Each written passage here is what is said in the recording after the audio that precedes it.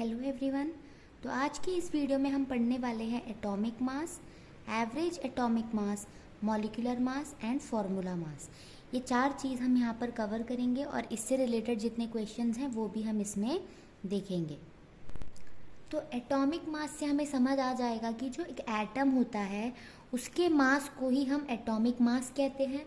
और क्योंकि एटम बहुत छोटा होता है तो एटॉमिक मास की वैल्यू बहुत स्मॉल होती है, बहुत छोटा सा वैल्यू होता है। तो एटॉमिक मास हम कैसे निकालें? जब इतनी छोटी वैल्यू है तो उसे निकालने में भी प्रॉब्लम आती है ना। तो बहुत पहले क्या होता था, हाइड्रोजन को जो है हमने असाइन कर लिया था कि उसका मास 1 है। अब उसके रेस्पेक्ट में बाकी जितने भी एलिमेंट्स हैं, बाकी जितने भी एटम्स हैं, उनके मास को निकाला जाता था। यानी कि हाइड्रोजन को हम रेफरेंस मानते थे पहले। बट अभी जो है कार्बन 12 यानी कार्बन की जो बहुत सारी आइसोटोप्स है उसमें से हम कार्बन का वो आइसोटोप जिसका मास 12 है, इसे हम रेफरेंस स्टैंडर्ड मानते हैं। यानी इसके रेफरेंस में हम क्या करते हैं, सबका एटॉमिक मास निकालते हैं। इसमें बोला ये गया है कि जो कार्बन 12 है ना, इसके मास को माना गया है 12 AMU। AMU होता है एटॉमिक मास यूनिट। तो एक कार्बन 12 एटम जो होता है उसे 12 एटॉमिक मास यूनिट कंसिडर किया जाता है। अब उसके रेस्पेक्ट में हम बाकी सबको निकालते हैं। तो पहले रेफरेंस स्टैंडर्ड हाइड्रोजन हुआ करता था और अब रेफरेंस स्टैंडर्ड है कार्बन 12 आइसोटोप। तो जैसा हमने देखा, एक कार्बन 12 एटम जो होता है उसे हम मानते हैं 12 एटॉमिक मास यूनिट का। तो कभी कभी डेफिनेशन आता है 1 एटॉमिक मास यूनिट क्या होता है। तो पहले मैं इसे समझा देती हूँ। अगर मेरे पास एक कार्बन 12 एटम है, मान लीजिए ये क्या है, एक कार्बन 12 एटम। अब हमें पता है जो कार्बन 12 एटम होता है वो 12 AMU का होता है, यानी 12 एटॉमिक मास यूनिट। तो अगर मैं इस कार्बन 12 को 12 हिस्से में डिवाइड कर दूँ, इस तरह से मैंने क्या किया, कार्बन 12 को 12 हिस्से में डिवाइड किया, इक्वल हिस्सा, सब एक बराबर। अब मुझे क्या पता है ये पूरा 12 AMU का हुआ करता था। उसमें से मैंने अगर एक पार्ट को लिया, मैंने अगर एक पार्ट कंसिडर की तो ये 1 AMU कहलाएगा ना। तो इसका मतलब है यह है 1 आउट ऑफ 12। मैंने 12 हिस्सा किया, उसमें से मैंने एक हिस्सा लिया। अब जब ये पूरा का पूरा 12 AMU का था तो उसमें से अगर मैंने 12 हिस्से में से एक हिस्सा निकाला तो वो कितना होगा, 1 एटॉमिक मास यूनिट ही तो होगा ना। अगर ये पूरा 12 हिस्सा मिलकर 12 AMU बनाता है तो उसका एक हिस्सा तो 1 AMU बनाएगा। यानी 1 एटॉमिक मास यूनिट क्या है, mass exactly equal to 1/12 of mass of 1 carbon 12 atom. यानी कार्बन 12 एटम के मास का 1/12, यानी इसके मास का एक मतलब 12 का एक हिस्सा को हम कहते हैं 1 एटॉमिक मास यूनिट। तो ये समझ में आ गया होगा आपको। और ये जो 1 एटॉमिक मास यूनिट है इसकी वैल्यू होती है 1.66 इंटू 10⁻⁻24 ग्राम्स। यानी 1 एटॉमिक मास यूनिट इतने ग्राम्स का होता है। और ये जो है साइंटिफिक नोटेशन में लिखा गया है, जो ऑलरेडी हमने पढ़ रखा है। लेकिन अब जो होता है एटॉमिक मास यूनिट को हम U लिखते हैं। AMU कहीं पे लिखा हुआ हम नहीं देखेंगे। जहाँ पर भी मास को हम डिफाइन करते हैं उसकी यूनिट क्या होती है, U। और U होता है यूनिफाइड मास। यानी कि अब एटॉमिक मास यूनिट को रिप्लेस करके यूनिफाइड मास कर दिया गया है। तो ये होता है हमारा एटॉमिक मास। ये समझ आ गया होगा। अब चलिए आगे बढ़ते हैं। अब आता है एवरेज एटॉमिक मास। एवरेज कब हम लेते हैं, जब एक से ज़्यादा वैल्यू होंगे हमारे पास तभी हम एवरेज एटॉमिक मास लेंगे ना। तो हम क्या देखते हैं, अगर कोई एक एलिमेंट है वो एक से ज़्यादा आइसोटोप्स में अवेलेबल है, यानी वो 2 या 2 से ज़्यादा आइसोटोप्स में एग्जिस्ट करता है, तो उसका जो मास होगा वो हम एवरेज निकालेंगे। जैसे मान लीजिए एवरेज का एक कंडीशन क्या होता है, एवरेज सबने पढ़ा होगा, sum of observations by number of observations, ये तो सबने पढ़ा है ना। अब इसका यूज़ करके हम क्या करते हैं, समझते हैं कि हम एवरेज एटॉमिक मास कैसे निकालेंगे। तो मान लीजिए आपके क्लास में 10 स्टूडेंट्स हैं और मैंने पूछा सबका एज क्या है। तो मैंने देखा कि 4 बच्चे ऐसे हैं जिनका एज 15 बताया और 3 बच्चों ने अपना एज 16 बताया और 3 बच्चों ने अपना एज 17 बताया। तो अगर मुझे यहाँ पर इनका एवरेज एज निकालना हो तो मैं क्या करूँगी, पहले सबको ऐड करूँगी, फिर मैं क्या करूँगी, सबको मैंने क्या कर दिया, ऐड कर दिया, सबको पहले मैंने ऐड किया और उसके बाद मैंने क्या देखा, टोटल 10 स्टूडेंट्स थे तो डिवाइडेड बाय 10 ये होता है। बट ऐसे ना करके हम ये भी देख सकते हैं कि 15 एज कितने बच्चों का था, 4 बच्चों का एज 15 था, 16 किसका एज था, 3 बच्चों का, और 3 बच्चों का एज 17 भी था, ये होता है।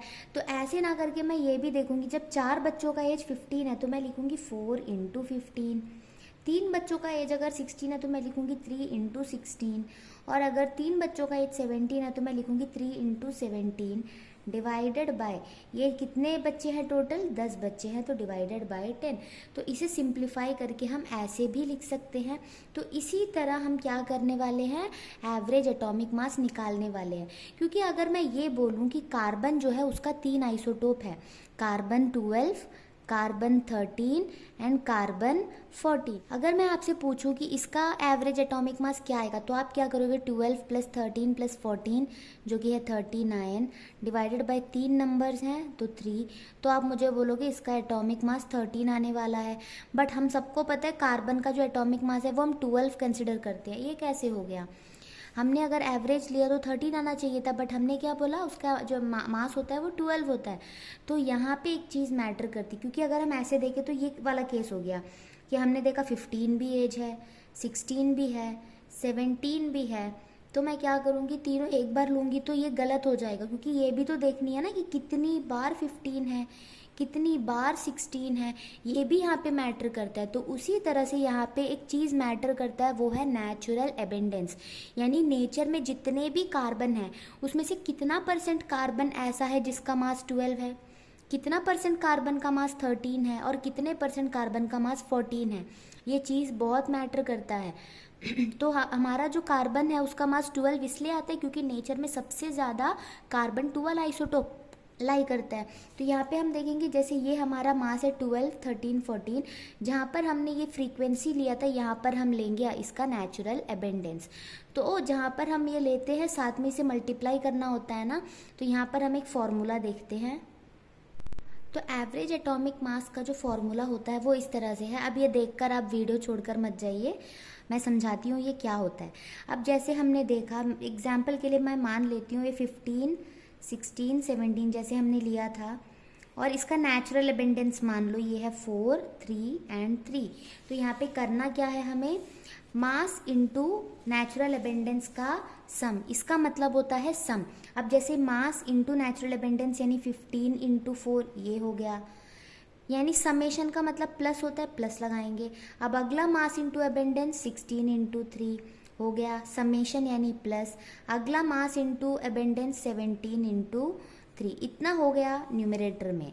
उसके बाद क्या है, नेचुरल एबेंडेंस का सम यानी 4 प्लस 3 प्लस 3, ऐसे हमें करना है। ये फॉर्मूला हमें याद रखने की कोई ज़रूरत है नहीं, हम सीधे सीधे टेबल देखेंगे और उसी से समझ सकते हैं। बट ऐसे ही मैंने आपको बताया है कि फॉर्मूला ये होता है, ऐसे ही हमें लेना होता है। सिर्फ sum of observations by number of observations ये नहीं होता है। नेचुरल एबेंडेंस का जो रोल है वो मैंने आपको बता दिया। ये मास मान लिया हमने, ये हमने नेचुरल एबेंडेंस, तो इस फॉर्मूला में हम इसे ऐसे अप्लाई करते हैं। तो एक क्वेश्चन के थ्रू हम समझते हैं। तो देखिए इसमें क्या बोला है, एक आइसोटोप है कार्बन 12, कार्बन 13, कार्बन 14, उनका नेचुरल एबेंडेंस हमें दिया हुआ है और सबका एटॉमिक मास भी दिया हुआ है। तो हमने क्या देखा था, जो हमारा एवरेज एटॉमिक मास है, मैंने शॉर्ट में से लिखा है, ऐसा कोई शॉर्ट फॉर्म है नहीं वैसे। एवरेज एटॉमिक मास जो होगा, मैंने क्या बताया था, atomic mass into relative abundance या नेचुरल एबेंडेंस। तो क्या होगा, 12 इंटू 98.892, ये एक हो गया समेशन। अगला जो है 13.00335 इंटू 1.108, फिर summation 14.00317 into 2 into 10 to the power -10। ये तो नेग्लिजिबल होगा क्योंकि 0.00000 ऐसे आके 2 आएगा, ठीक है, 0 के बाद और 10 0 के बाद 2 आने वाला है, डिवाइडेड बाय क्या बताया था, नेचुरल अबेंडेंस का सम। अगर हम इसे ऐड करेंगे तो ये अप्रॉक्सीमेटली 100 आने वाला है, तो इसका सम मैं यहाँ पे डायरेक्ट लिखती हूँ 100। अगर आप इसे मल्टीप्लाई करके ऐड करेंगे और 100 से डिवाइड करेंगे तो इसमें आपको मिलने वाला है 12.011 यू।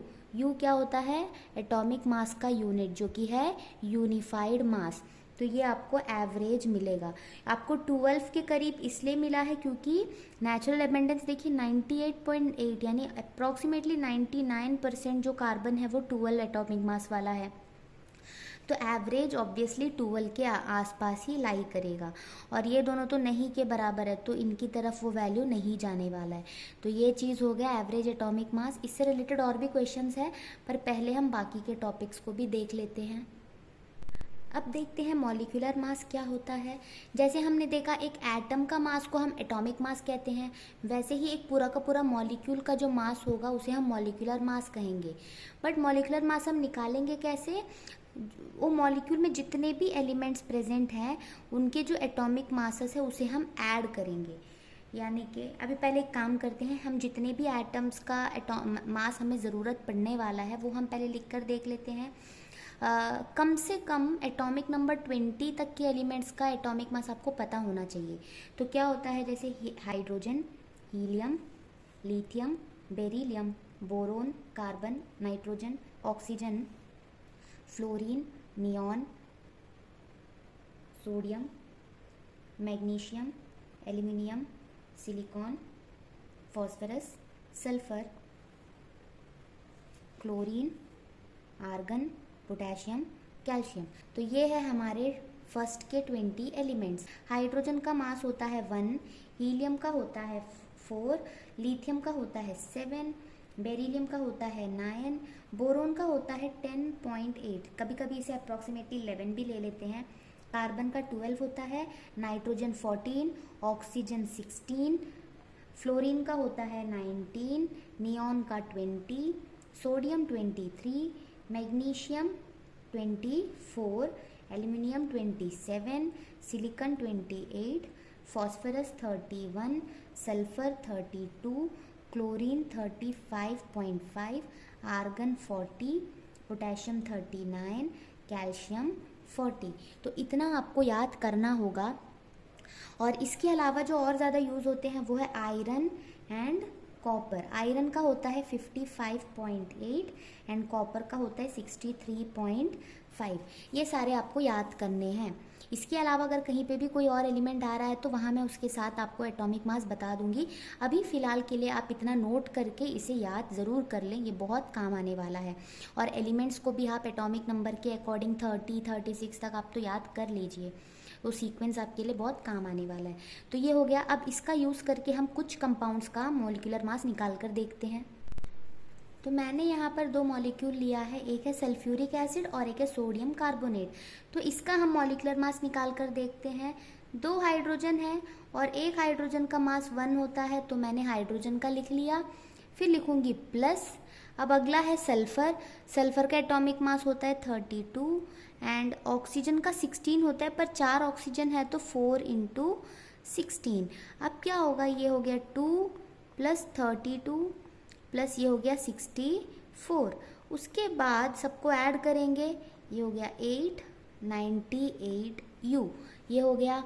अब इसका अगर मैं निकालूँ तो 2 सोडियम के लिए 2 × 23, क्योंकि एक सोडियम का 23 होता है। कार्बन एक है 12 प्लस 3 ऑक्सीजन है तो 3 × ऑक्सीजन का है 16। अब इसके बाद 2 × 23 यानी 46 प्लस 12 और यहाँ पर आएगा 48। अगर हम इसे ऐड करें तो 10 16 1 कैरी 8 9 10 106 यू आएगा। तो ऐसे हम निकालते हैं मॉलिक्यूलर मास। हमारा अगला टॉपिक है फॉर्मूला मास। एक्चुअली जो फॉर्मूला मास होता है ना वो मॉलिक्यूलर मास ही होता है। मतलब जैसे हम मॉलिक्यूलर मास निकालते हैं ना, ठीक वैसे ही हम फॉर्मूला मास भी निकालते हैं। बट यहाँ फ़र्क ये होता है कि ये किसके लिए यूज़ होता है, आयनिक कंपाउंड्स के लिए यूज़ होता है। क्योंकि आयनिक कंपाउंड्स जो होते हैं, जैसे मैंने ले लिया NaCl। NaCl जो होता है इसमें Na+ आयन्स होते हैं और Cl- आयन्स होते हैं। तो यहाँ पर जो होता है कोई एटम प्रेजेंट नहीं होता है, तो ऐसे केस में हम देखते हैं इनका जो क्रिस्टल्स होता है इसमें सिर्फ आयन्स होते हैं, ऐसे कोई डिस्क्रीट मॉलिक्यूल्स इसमें प्रेजेंट नहीं होते हैं। तो यहाँ पर हम मॉलिक्यूलर मास टर्म यूज़ नहीं करेंगे, इनके लिए हम यूज़ करते हैं फॉर्मूला मास।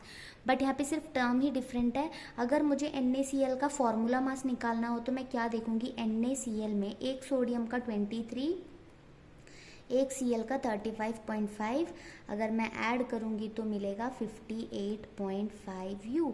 सिमिलर वे में ही हम निकालेंगे, बट यहाँ डेफिनेशन सिर्फ डिफरेंट हो जाता है क्योंकि आयनिक कंपाउंड्स में कोई एटम प्रेजेंट नहीं होता है, उसमें सिर्फ आयन्स होते हैं। तो यही बस एक डिफरेंस है। तो इसके साथ हमारा टॉपिक तो कंप्लीट हो गया। अब हम क्वेश्चंस देखते हैं इनसे रिलेटेड। यह टेक्स्ट बुक का example number 1, calculate molecular mass of glucose molecule, और यहाँ पर ग्लूकोज मॉलिक्यूल का फॉर्मूला भी दिया हुआ है।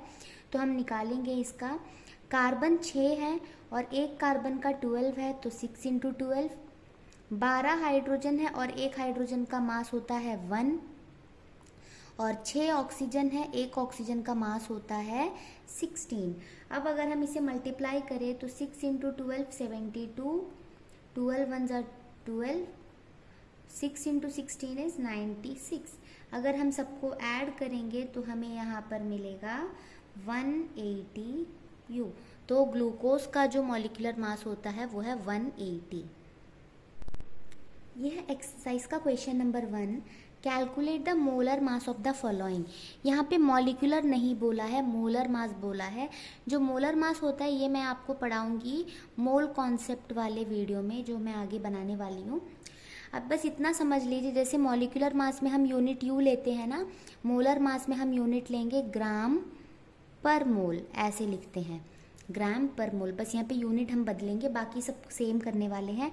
जैसे 2 हाइड्रोजन के लिए हम लिखेंगे 2 × 1 प्लस एक ऑक्सीजन का 16, तो ये हो गया 2 + 16 यानी कि 18 ग्राम पर मोल। यूनिट बस हमें ध्यान देना है क्योंकि ये मॉलिक्यूलर मास है नहीं, तो हम U नहीं लिखेंगे। CO2 में कार्बन का 12 होता है, 2 ऑक्सीजन है तो 2 × 16, तो ये हो जाएगा 12 + 32, ऐड करेंगे तो आएगा 44, और यूनिट हम लिखेंगे ग्राम पर मोल, क्योंकि ये मोलर मास है तो मोल के टर्म्स में है, तो इतना ग्राम पर मोल। पर मोल यानी एक मोल का इतना ग्राम्स है। इसका डेफिनेशन हम आगे देखेंगे। कार्बन का होता है 12, 4 हाइड्रोजन है तो 4 × 1, तो ये हो गया 12 + 4 यानी कि 16 ग्राम पर मोल। तो ये हो गया ये क्वेश्चन। अगला देखते हैं। यह एक्सरसाइज का क्वेश्चन नंबर 9, जिसमें बोला है calculate the average atomic mass of chlorine using the following table. तो इस टेबल का यूज़ करके हमें एवरेज एटॉमिक मास निकालनी है। तो हमने क्या सीखा था, एवरेज एटॉमिक मास निकालने के लिए जो हमारा मोलर मास होता है इनटू नेचुरल अबेंडेंस, तो किसी भी ऑर्डर में हम लिख सकते हैं 34.9689 समेशन, फिर इन दोनों का मल्टीप्लाई करना है, डिवाइडेड बाय नेचुरल अबेंडेंस का सम यानी 75.77 + 24.23। अब अगर हम इन दोनों नंबर्स को मल्टीप्लाई करेंगे तो हमें मिलेगा 2649.59 प्लस अगर इन दोनों को मल्टीप्लाई करेंगे तो मिलेगा 895.68 डिवाइडेड बाय इन दोनों को ऐड करेंगे तो मिल जाएगा 100। उसके बाद इन दोनों को हमें क्या करना है, ऐड करना है। जब हम ऐड करेंगे तो हमें मिलेगा 3545.27 डिवाइडेड बाय 100। जब 100 नीचे है तो हम पॉइंट 2 बार पीछे की तरफ शिफ्ट करेंगे तो हो जाएगा 35.4527।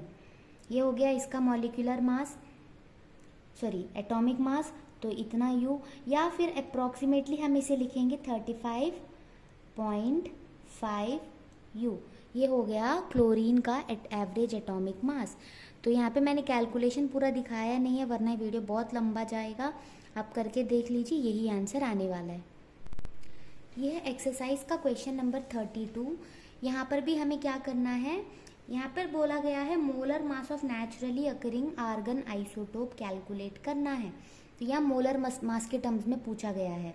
तो हम क्या देखेंगे, यहाँ पर भी सिमिलर वे में करना होगा। जैसे ये इसका मास है 35.96755 इंटू इसका एबेंडेंस है 0.337, फिर करेंगे प्लस इसका मास है 37.96272 इंटू 0.063 प्लस तीसरा है हमारा 39.9624 इंटू अबेंडेंस है 99.600।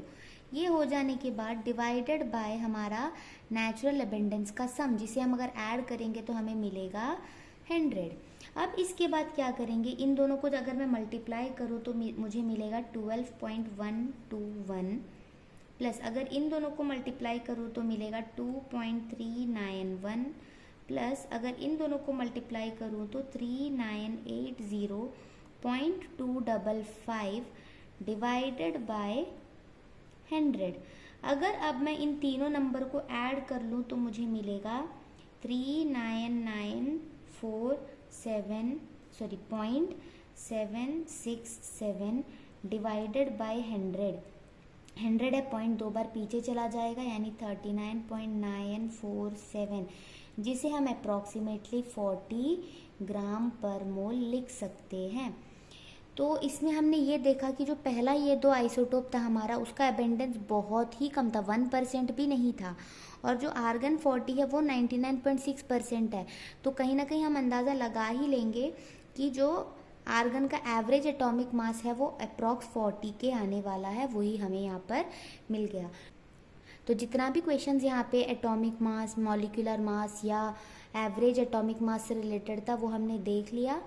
अगर आपको समझ में आए तो आप ज़रूर लाइक करिए और अपने दोस्तों को भी शेयर करिए और आगे वाले वीडियोस भी देखते रहिए। Thank you.